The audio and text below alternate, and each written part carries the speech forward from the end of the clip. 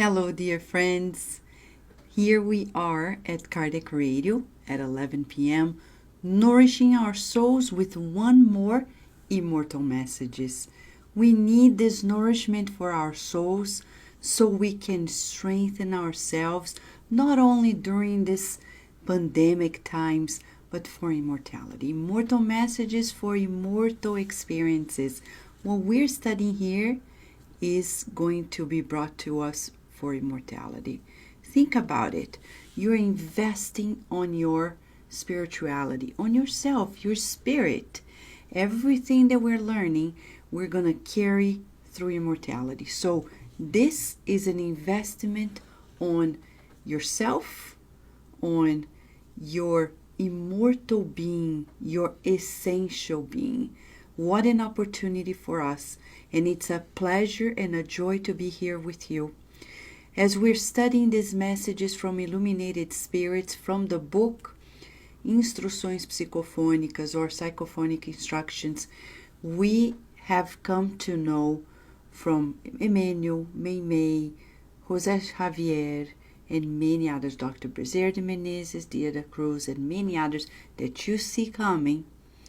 We have 65 days, 65 messages to share with you, teachings that are unprecedented, that happen in a meeting just like that, as you can see in our screen. A meeting where Chico Xavier was seated at the head of the table, and all the other directors and mediums and the good spirits around. After more than an hour and a half of rescue work, where they were helping suffering entities, obsessors, they received a message from the illuminated minds. Usually it's like this in a serious mediumistic meeting. And today we're going to study heart and brain. What a combination! I love it. Heart and brain. We're living in a world that thinks that just reasoning, culture, and technology and science is enough. But where is the value of the heart? Little by little, we're coming close to it. We're coming to the realization that we cannot be balanced if we just reason. We need the counterpart of it, feeling. Then the balance. But who am I to say to you? Meimei, the spirit, Meimei, who was the coordinator of this group, by Chico Xavier and Pedro Leopoldo, came to them on October 2nd, 1954, 66 years ago, to tell them about heart and brain. Ready? Welcome, dear friends, to Cardiac Radio. You're welcome to join us in this beautiful journey that we have here together, marching towards our own liberation, the liberation of our ignorance, the liberation of our doubts and fears and sorrows. You like it? Yes? So welcome. Let us hear from Meimei as she leads us into heart and brain. She says, imagine a castle of prodigious beauty, high on the mountain, carved in solid gold, displaying crystal towers, pearl-encrusted battlements, and pavements of brilliant shining, glistening ogives, but without water, that guarantees habitability and joy. At daylight, this castle sparkles with glitter, and at night, the castle resembles a sublime sanctuary clad in silver light. However, in the dryness in which this castle is encased, it is reduced to a solitary retreat, that only spiders and serpents of the shadow huddle around rebelliously and poisoning everything. But here comes a day where there is a humble stream coming from the hidden water source, and where there was abandonment, appeared a cozy landing surrounded by gardens, replacing that dryness that was adorned with dust. Scorpions and vipers hurried away before the hymns of labor and the voices of the children. We have in these symbols the super mentalized brain and the regenerating heart. Reasoning raised to the culminations of culture, but without understanding and without goodness, flowing from fraternal understanding, may be a spectacle of greatness, but it will be far from progress and populated by the monsters of sterilizing and usually useless quests. However, let us enrich the brain with the fountain of pure feelings, and intelligence will become for us and for others a temple of sublimation and peace, comfort and hope. Let us cultivate the brain without forgetting the heart. Let us feel in order to know with love, and let us know in order to feel with wisdom, because love and wisdom are the wings of angels who already share the glory of God. Let us assess how you're feeling now. How do you feel right now inside of you?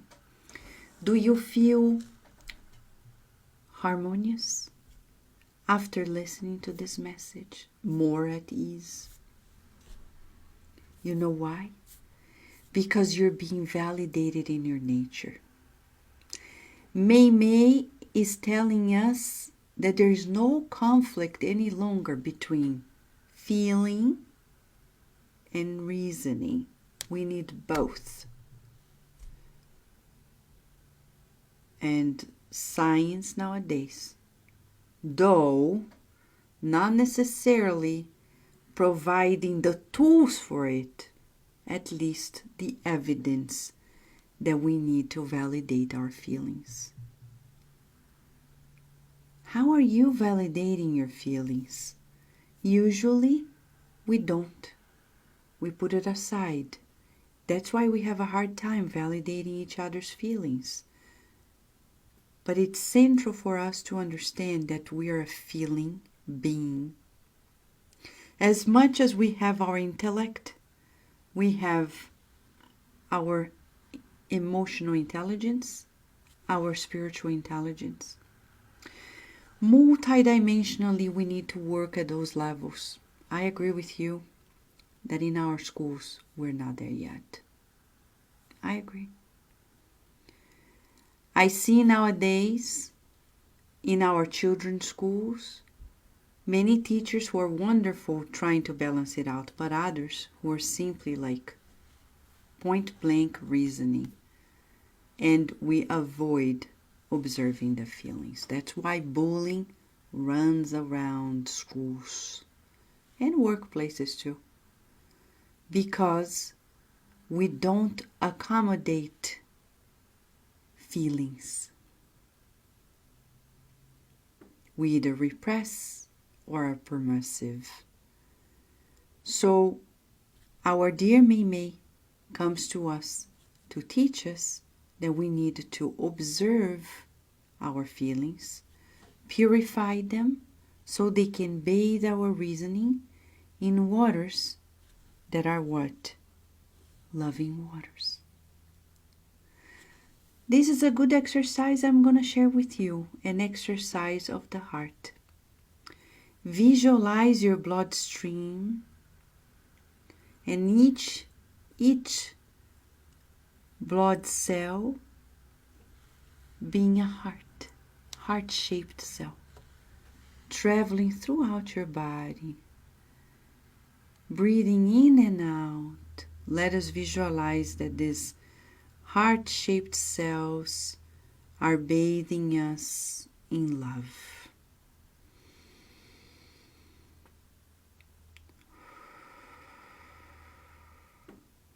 Breathing in, and we feel the love flowing through us. Breathing out, we let go of unneeded toxins, like she says, the serpents, the vipers, which are what? Monsters of sterilizing and useless quests. How often we think too much of things that are not needed? Often. For example, I'll give you an example. Spiritism has everything that we need. And then, even though we know it, because it encompasses the knowledge of all the different fields of life, we're still unsettled in infinite quests instead of keeping ourselves humble and simple, and extenuating ourselves in sterilizing quests. Ideally, it should be like this. I know something, I acquire a knowledge. I need to think of the parable of talents. How to multiply this knowledge. How to make this beneficial to others. Not only to myself. Think about it, all of us. Think about this opportunity that we're having here as Meimei prevents us from undergoing unnecessary quests. When people realize that for every experience and for every knowledge, I multiply the good. For every talent, I multiply one for one, and more. That's why at the end of the day, after so much knowledge, we're anguished. And we start projecting into the world, demanding the world to do something. But the world needs to do what it needs to do. The question is, when I demand the world, I forget that I need to demand from myself. Demand in the sense of, let me give. And that's the work of the heart. And she says, the work of the heart, she says, reasoning raised to the culminations of culture. But without understanding and without goodness, it's a spectacle of greatness, but far from progress, and filled with sterilizing monsters, useless quests. So she says, heart is all about understanding. If you want a thermometer of love, it has a measurement. Understanding and goodness. Sometimes it's hard to define love, right? Because love is so great. But Meimei, as an educator, of course, she's giving us two features that can be a measurement, like a thermometer. She's saying, if we want to measure how much love we're giving, we're exercising towards ourselves and others, understanding and goodness. Am I understanding? I need to think of people's needs. How are they feeling right now? What do they actually need? I don't need to wait for them to knock on my door to ask for things for me to reach out to them. There is no day on earth in which we'll be able to settle down and say, I'm good, there's nothing else to do. There's always the need to keep understanding people and sharing the good. That's goodness. Understanding and doing the good. Understanding and doing the good, but towards ourselves too. So she mentions to us that the intellect is like a beautiful castle. The brain symbolically representing this reasoning. Reasoning, the castle, and feeling, the heart, right? And this water that bathes the castle. The dryness goes away. Now in this pandemic, we wonder if that's what we're looking for. I know we need money to sustain our lives. I know that many people are right now thinking we need to go back to work because we need to go back to our normal lives. I can't study anymore. Right, because we are beings who need each other. It is not an easy isolation.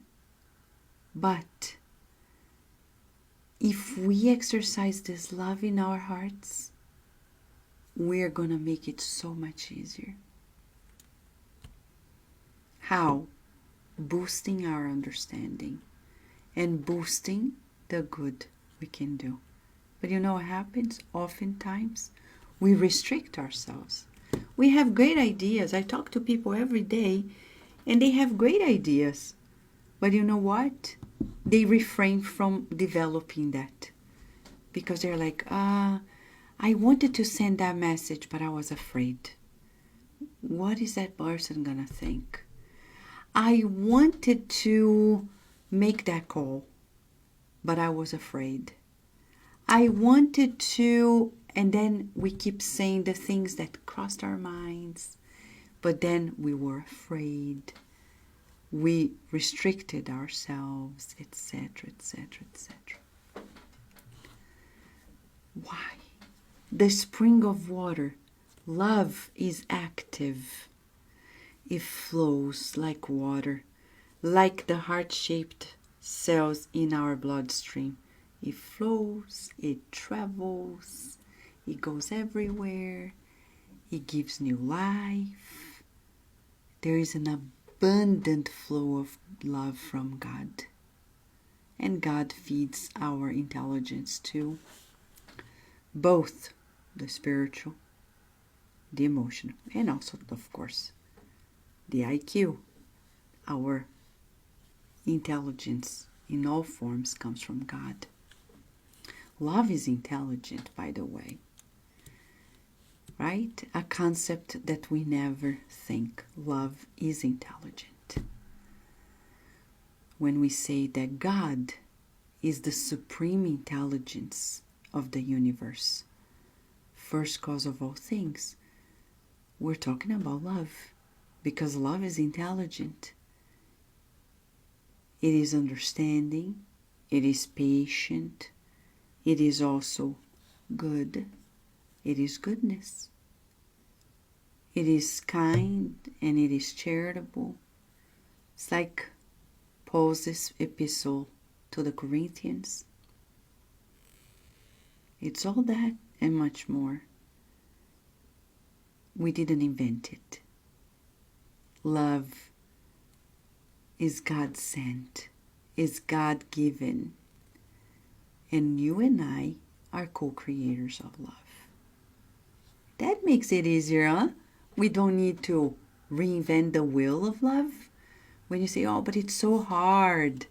I was reading a book with my daughter Virginia. She's 6, and she's reading so many books that the school sends. It's so wonderful.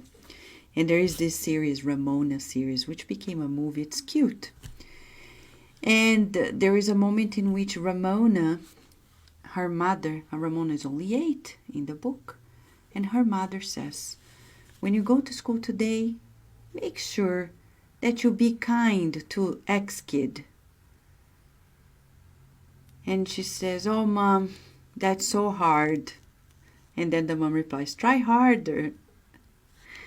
But it's so interesting because we're talking about something that is natural for us to love, because we're born from love. We have that spark of love inside of us. Why do we say it's hard if it's just the natural flow of life? It's much harder not to love. But in our culture, we've been trained to withhold love. And I see it raising a child here in the United States. I see how we're training ourselves from gestation of the gift of love. I remember when I was on my first, not the first, but one of the first ultrasounds. And the nurse wanted Virginia to turn a little bit. And then she started bumping on my belly. And then I said, I can talk to her and she can turn. We don't need to poke her. I can massage and talk. She looked at me like I was going crazy. But I can. And I said, Virginia, can you turn? And she turned. She turned. That's not magic. It's love. And when you send them to school, you see how we're being trained to withhold our love. You bring your child to school, and the first days are hard. Some schools understand, some don't. And you hear teachers or directors saying, don't worry, they need to learn it, to be independent. Hey, that's the reasoning.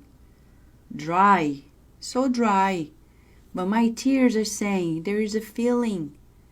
No. Their tears and my tears are saying there's love here. We need to bathe this in love and take it easy.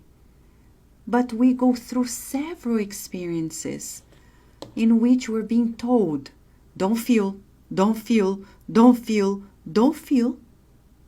And then when we become adults, it's hard to feel. Because we've been training to constrict the flow of love. And you and I, if we could chat here for hours, you and I could share several experiences. I bet you and I, right? Several experiences in which our current society in the world is somewhat training each other not to feel, to hold the feelings, not to love. And then when we need to love, we're like, how do we do it again? Can you teach me? So you see, our training needs to be changed. Not to push us to love, but to allow us to love. Because we're not being allowed. The love of God flows through us, but we're withholding it. Schools, businesses are telling us, don't feel. And then when we need to feel, not natural. So we need to change all these different sectors. How? As Mimi is saying, let us cultivate the brain without forgetting the heart. Let us feel in order to know with love. To know, dry. With love, perfect, beautiful garden. And let us know in order to feel with wisdom, with balance. Like everything that God does is balanced, is orderly. Like May said in her previous message, the melody of silence. Isn't that delightful, friends? What a joy to receive these instructions. As May saying, let us allow to feel so we can balance ourselves. To feel God's love. It's not to feel any feeling and cry and be no. We're talking about, she's saying, pure feelings, understanding and goodness, which combined love. Let us allow. How do we do it? Visualize this. Visualize a light that comes from God, connected to us, bathing us in pure love, and visualize that all of yourself, you're radiating this light towards every person you know. Visualize the people in your house. Visualize your neighbors, the community in the spiritist groups. Visualize all this light of love that comes from God through you and connects you to all your family, to the universal family. You feel the warmth already? So that's the exercise also for the next 24 hours. Shall we, friends? Yes? You like it? I bet you do. So let us pray, visualizing the light of God flowing and radiating through us, through everyone, connecting everyone. So natural, so easy. All we need to do is just allow. That's why Jesus said, His pathway is easy. It's light. It's much harder not to love, not to like, not to understand it, because you need constriction. We're talking about openness. Let us visualize our beautiful earth and pray together, okay? I'm gonna play. I can't play because of the battery, but that's okay. We can hear the songs of the loving spirits, right? Let us visualize right now our planet Earth being bathed by this light of love, and all of us balancing ourselves so one day we can take this journey, this leap to the angelic realm. Dear Mother, Father God, we thank you for bringing us this new awareness. It feels so good to love, to allow your love to flow naturally. We thank you for teaching us this and so much more. We thank you for being here together. And now we want to serve together with you, work as a one team, together forming a current of light that may be multiplied by your infinite love, bathing our planet in new security. And we visualize fire of love burning all the mental clouds of bacteria created by our own negativity, burning it all and creating a new atmosphere of health, of healing, of love, love and only love.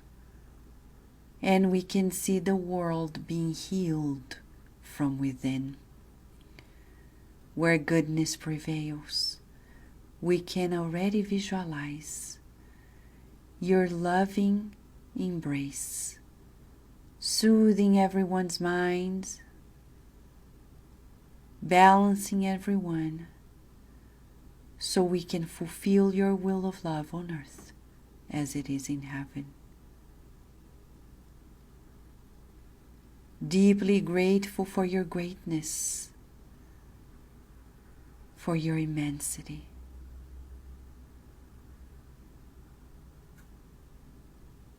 We bow towards your supreme love.